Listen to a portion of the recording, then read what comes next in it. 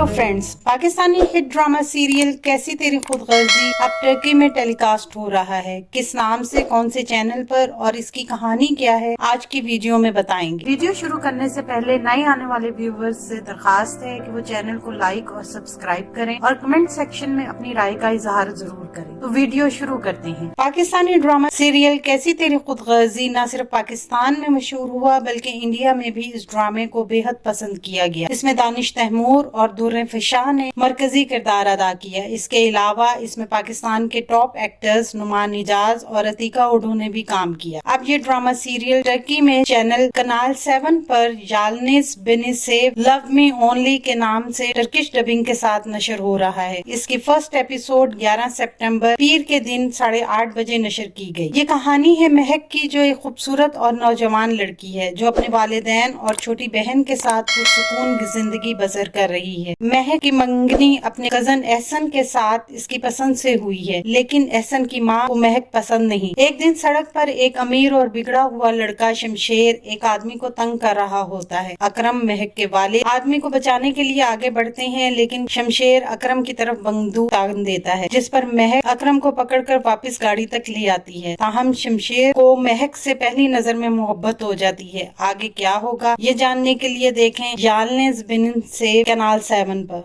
आने वाले दिनों में अपने पसंदीदा ड्रामों की मजीद मालूमात के लिए हमारे चैनल को लाइक करें, शेयर करें और सब्सक्राइब करना ना भूलें। शुक्रिया।